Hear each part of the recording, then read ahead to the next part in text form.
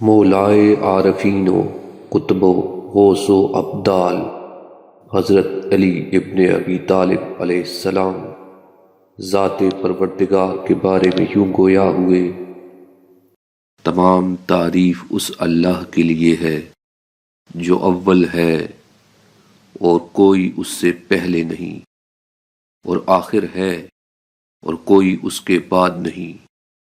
وہ ظاہر ہے اور کوئی چیز اس سے بلند تر نہیں، اور باطن ہے اور کوئی چیز اس سے قریب تر نہیں۔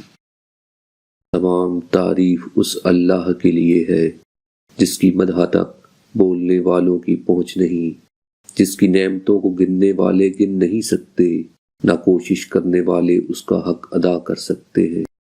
تمام تعریف اس اللہ کے لیے ہے جو اپنی طاقت کے لحاظ سے بلند، اپنی بخشش کے لحاظ سے قریب ہے، ہر نفع و فائدوں کا عطا کرنے والا اور ہر مصیبت اور بلاؤں کا دور کرنے والا ہے۔ تمام تعریف اس اللہ کے لیے ہے جس کی معرفت کی حقیقت ظاہر کرنے سے سب عاجز ہیں، اور اس کی عظمت و بلندی نے عقلوں کو روک دیا ہے۔ تمام تعریف اس اللہ کے لیے ہے جو نظر آئے بغیر جانا پہچانا ہوا ہے اور سوچ بچار میں پڑے بغیر پیدا کرنے والا ہے۔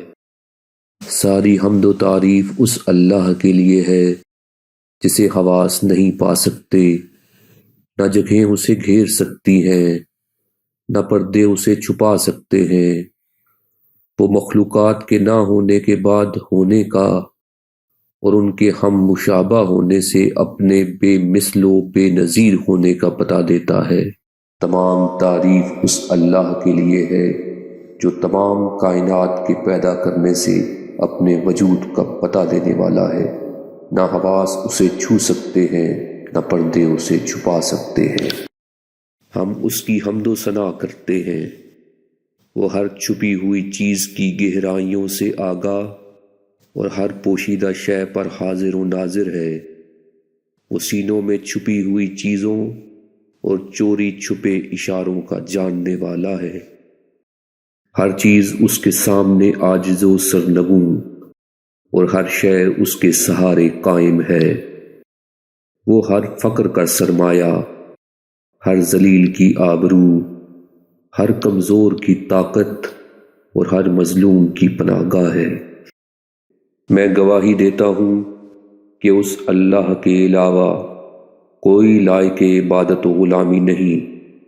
وہ یکتا و لا شریک ہے۔ وہ اول ہے، اس طرح کہ اس سے پہلے کوئی چیز نہیں۔ وہ آخر ہے، یوں کہ اس کی کوئی انتہا نہیں۔ تمام حمد اس اللہ کے لیے ہے جو فائدوں اور عطاؤں کے روکنے سے مالدار نہیں ہو جاتا، اور جو عطا سے کبھی عاجز و قاصر نہیں ہوتا۔ بابرکت ہے وہ خدا کہ جس کی ذات تک بلند پرواز ہمتوں کی رسائی نہیں، اور نہ عقل و فہم کی قوتیں اسے پا سکتی ہیں۔ وہ ایسا اول ہے کہ جس کی نہ کوئی ابتدا ہے کہ وہ محدود ہو جائے، اور نہ کوئی اس کا آخر ہے کہ وہاں پہنچ کر ختم ہو جائے۔ وہ ایک ہے لیکن ویسا ایک نہیں جو شمار میں آ جائے۔ اس کی حقیقت سے وہم و گمان باخبر نہیں ہو سکتے، نہ اس کی کیفیت پر دلوں کا عقیدہ جم سکتا ہے، نہ اس کے اجزاء ہیں کہ ان کا تجزیہ کیا جا سکے، اور نہ قلب و چشم اس کا احاطہ کر سکتے ہیں۔ اس کی ذات کی پوشیدگی اس کے آثار کے ظاہر ہونے پر نقاب نہیں ڈالتی، اور نہ آثار کا ظاہر ہونا اس کی ذات سے پوشیدگی کو الگ کر سکتا ہے۔ خداوند عالم کو ایک حالت دوسری حالت سے نہیں روکتی، نہ زمانہ اس میں تبدیلی پیدا کرتا ہے، نہ کوئی جگہ اسے گھیرتی ہے، اور نہ زبان اس کی حقیقی تعریف کر سکتی ہے۔ اس خدا کی تعریف جو سب سے پہلے قابل تعریف اور آخر تک قابل عبادت ہے، جو ہر موجود سے بہت قریب ہے، جس کی انتہا اس لیے معلوم نہیں کہ وہ ازلی ہے، اور اس کی اولیت کی کوئی حد نہیں، جو ہستی سے پہلے تھا لیکن محتاج ہست نہیں، جو ہر جگہ موجود ہے مگر مشاہدے میں نہیں۔ وہ اتنا بلند و برتر ہے کہ کوئی چیز اس سے بلند تر نہیں ہو سکتی، اور اتنا قریب سے قریب تر ہے کہ کوئی شے اس سے قریب تر نہیں ہو سکتی۔ اے اللہ، تیرے سوا کوئی معبود نہیں، تمام مخلوق تیرے ہی قبضہ قدرت میں ہے، سب کی تقدیریں تیرے ہی ہاتھ میں ہیں۔ جو کسی کو تیرا شریک مانتا ہے وہ بھی تیرا ہی بندہ عاجز ہے، اور تو ایسا پروردگار ہے کہ تیرا کوئی برابر یا حریف نہیں۔ اے اللہ، تیرے سوا کوئی لائق عبادت نہیں، ہر چیز تیرے لیے گردن جھکائے، اور ہر چیز تجھ تک پہنچنے سے عاجز ہے، اور ہر چیز تیری بارگاہ میں اظہار عاجزی کر رہی ہے۔ یاد رکھو، اگر خدا کے لیے کوئی شریک بھی ہوتا تو اس کے بھی رسول آتے، اور اس کی سلطنت اور حکومت کے آثار دکھائی دیتے، اور اس کے افعال و صفات کا بھی کچھ پتہ ہوتا، لیکن ایسا کچھ بھی نہیں ہے، لہذا خدا ایک ہے۔ وہ اس قدر لطیف ہے کہ اس کو لطف کے ساتھ متصف نہیں کیا جا سکتا، اور اس قدر عظیم ہے کہ اس کو لفظ سے بیان نہیں کیا جا سکتا، اور اس قدر مہربان اور رحیم ہے کہ رقت قلب اس میں نہیں ہے۔ اللہ ان لوگوں کی باتوں سے بہت بلند و برتر ہے جو مخلوقات سے اس کی تشبیہ دیتے ہیں اور اس کے وجود کا انکار کرتے ہیں۔ جس نے ذات الہی کے علاوہ اس کے صفات مانے، اس نے ذات کا کوئی دوسرا ساتھی مان لیا۔ جس نے اس کی ذات کا کوئی اور ساتھی مانا، اس نے دوئی پیدا کی، اور جس نے دوئی پیدا کی اس نے اس کے لیے جز بنا ڈالا، اور جو اس کے جز کا قائل ہوا وہ اس سے بے خبر رہا۔ جس نے کہا وہ کیسا ہے، وہ اس کے لیے صفتیں ڈھونڈنے لگا۔ جس نے اس کے لیے صفات تجویز کیے، اس نے اس کی حد بندی کر دی، اور جس نے اسے محدود خیال کیا وہ اسے شمار میں آنے والی چیزوں کی قطار میں لے آیا، اور جس نے اسے شمار کے قابل سمجھا اس نے اس کی برتری اور عظمت ہی سے انکار کر دیا۔ وہ اول ہے مگر ہر اول سے جداگانہ انداز میں، وہ دنیا کے فنا کے بعد بھی باقی رہنے والا ہے۔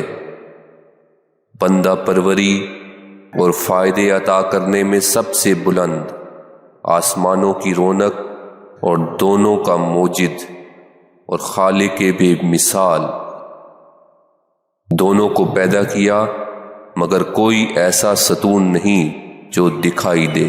جس نے کہا وہ کہاں ہے، اس نے اسے کسی جگہ محدود سمجھ لیا۔ وہ ایسا اول ہے جس کے لیے قبل ہے ہی نہیں کہ کوئی شے اس سے پہلے ہو سکے، اور ایسا آخر ہے کہ جس کے لیے کوئی بعد ہے ہی نہیں تاکہ کوئی چیز اس کے بعد فرض کی جا سکے۔ مجھے تعجب ہے اس پر جو اللہ کے وجود میں شک کرتا ہے، حالانکہ اس کی پیدا کی ہوئی کائنات کو دیکھتا ہے۔ وہ دوسری چیزوں میں سمایا ہوا نہیں ہے کہ کہا جائے وہ ان کے اندر ہے، اور نہ ان چیزوں سے دور ہے کہ کہا جائے کہ وہ ان چیزوں سے الگ ہے۔ وہ ذات ایسی ہے کہ جس میں اس کے وجود کے نشانات اس طرح اس کی شہادت دیتے ہیں کہ زبان سے انکار کرنے والے کا دل بھی قرار کیے بغیر نہیں رہ سکتا۔ وہ سب چیزوں سے اس لیے علیحدہ ہے کہ وہ ان پر اقتدار رکھتا ہے، اور تمام چیزیں اس لیے اس سے جدا ہیں کہ وہ اس کے سامنے جھکی ہوئی ہیں۔ وہ یکتا اور بے مثل ہے، اس لیے کہ اس کا کوئی ساتھی نہیں جس سے وہ مانوس ہو اور جسے کھو کر پریشان ہو جائے۔ وہ بولتا ہے مگر لفظوں کا محتاج نہیں ہے، وہ ہر چیز میں موجود ہے مگر ان کے ساتھ ملا ہوا نہیں ہے، اور ہر چیز سے باہر ہے لیکن ان سے جدا نہیں ہے۔ جو بھی خدا کو پہچان لے گا وہ اسے یکتا ہی مانے گا۔ آنکھیں اسے کھلم کھلا نہیں دیکھتی مگر دل ایمانی حقیقتوں سے اسے پہچانتے ہیں۔ وہ ہر چیز سے قریب ہے لیکن جسمانی اتصال کے طور پر نہیں، اور ہر شے سے دور ہے مگر الگ نہیں۔ اس کا حکم فیصلہ کن اور حکمت سے پر ہے، اس کی خوشنودی امان اور رحمت ہے۔